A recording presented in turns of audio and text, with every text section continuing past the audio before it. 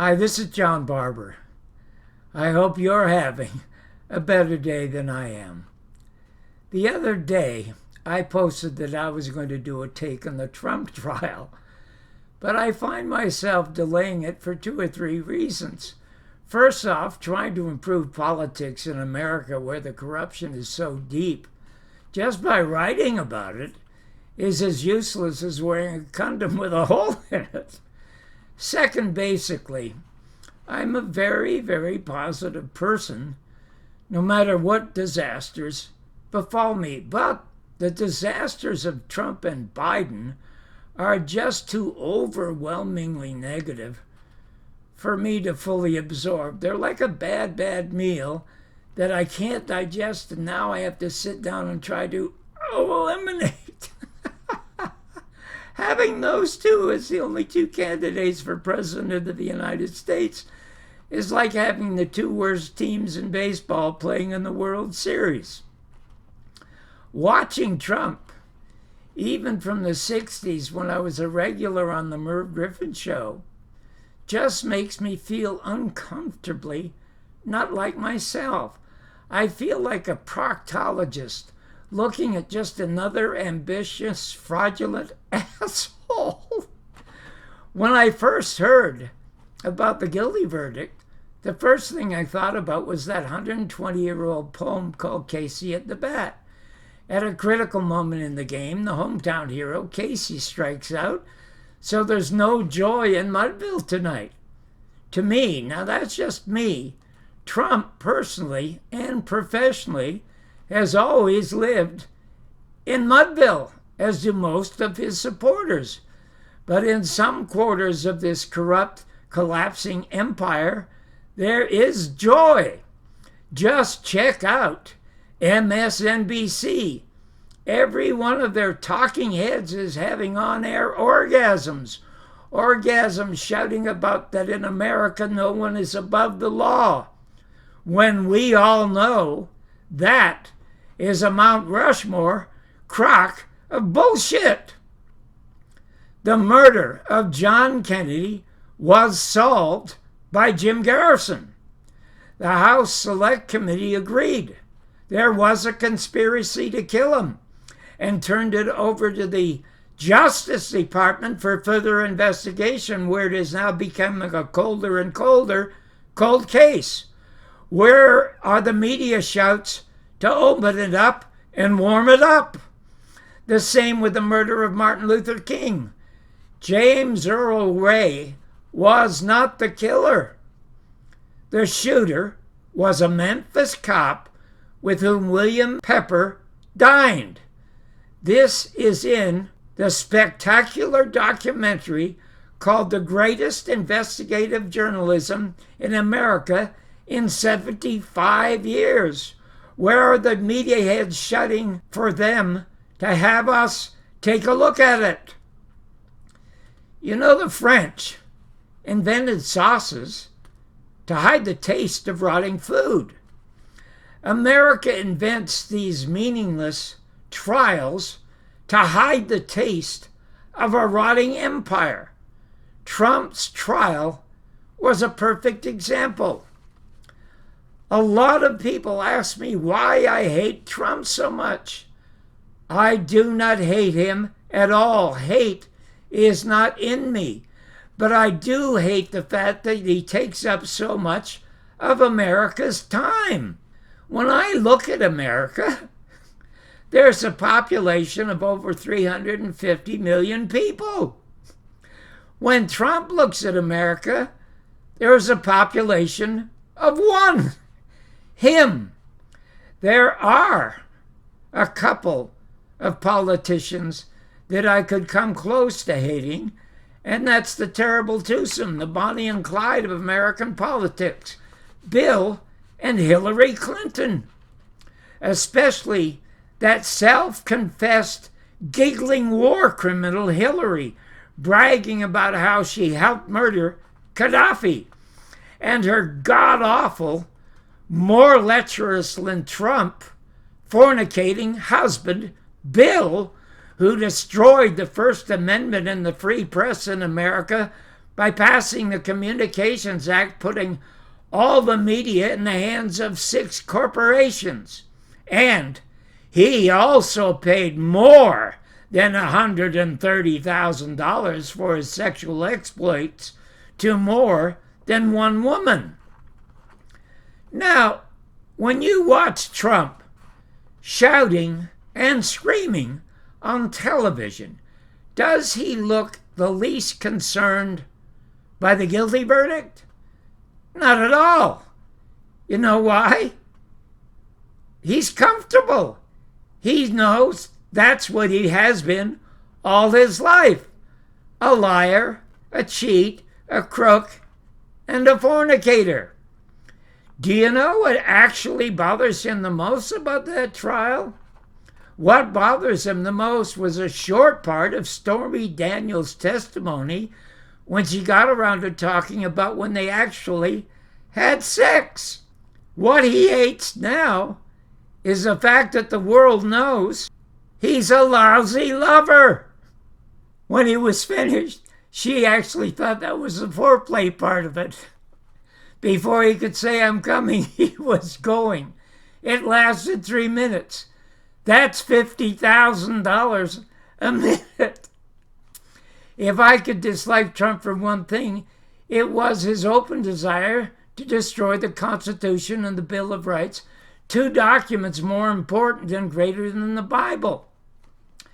During and before the election, his rally cry was, "Lock her up," to thousands of people who loved to chant it.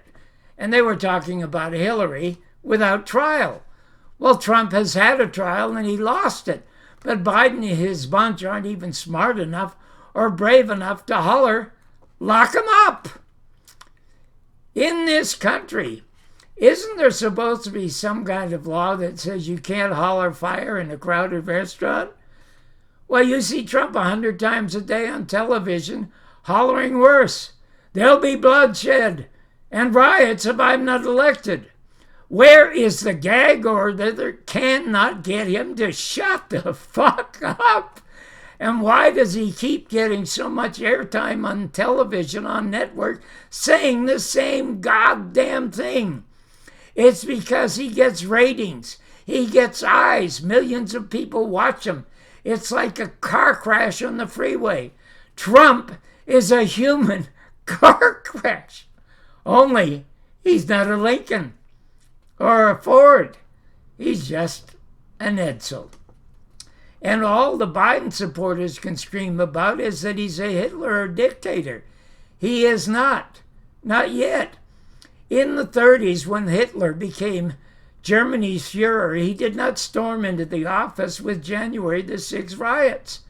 He was voted in by the world's best educated population, the Germans. The United States of America now ranks 27th in education. If Trump gets into the White House, it won't be by storming in, it'll be by the vote of uninformed and underinformed Americans.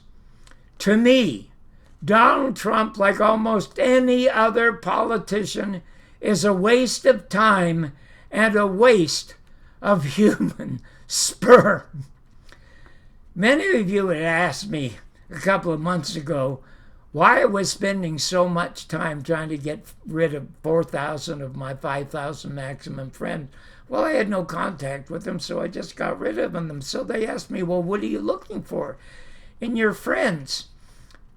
And I told them I'm not looking for anything in particular, but I always am captured by these qualities in any human being. And these 5 qualities are intelligence, creative talent, a sense of humor, courage, and character. And character, I hate to use this word, trumps them all. These are also the traits I look for in a president, and the only one who had them all was John F. Kennedy. Trump not only is the least intellectual person or politician I ever ran across, but probably a total anti-intellectual. Creative talent, even as a writer, not a drop. His bestseller, The Art of the Deal, was written by Tony Schwartz, who now has a YouTube showing how he hates him even more than Michael Cohen does. And for Trump to say he could shoot somebody on Fifth Avenue and then giggle or imitate a physically handicapped reporter like the one he did at the New York Times is not a sense of humor. It's a display of a disgusting human being.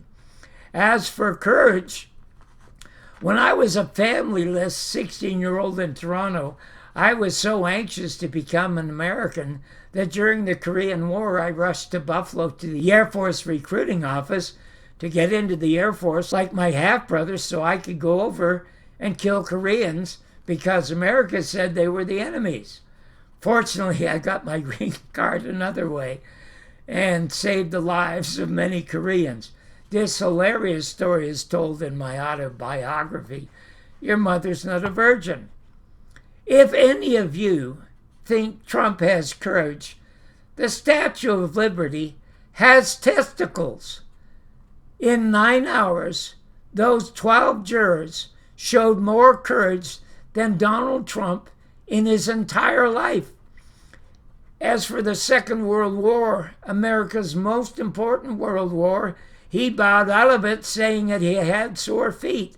And in later wars, like Vietnam and Afghanistan, when his son said, Dad, I want to enlist and do my duty, Donald said, go ahead, son, and I'll disinherit you. And here in Nevada right now, we have a veteran openly running as a Republican for Congress to support Trump as president, knowing that Trump called him and every veteran who fought with him in Vietnam or others in Afghanistan, and even those in the Second World War, losers. In 1970, during the height of the Vietnam War, I had on my AM show on KBC in Los Angeles a very radical, anti-war, best-selling nun who had a small book called To Believe in God. Her name was Sister Carita. My favorite is framed in another room on the wall. It says simply, to believe in God is to have the deep, abiding belief that somewhere, somehow, there is someone who is not stupid.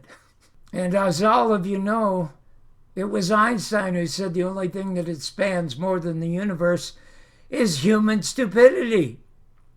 So in closing and sort of giving equal time to both Trump and Biden, I'll get back to something else I really love to do as an alone 16-year-old. When butchers use the word choice, they are talking about meat that is the best. I cannot describe Trump or Biden as a choice. They are leftovers. They are the leftovers of a dying empire and a dead democracy where rigor mortis is already set in.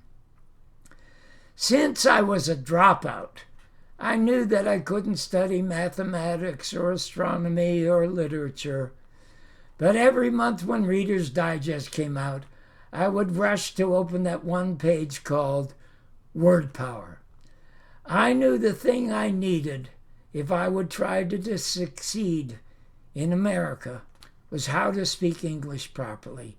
And I loved it. I loved all sorts of word games, still do, still play them.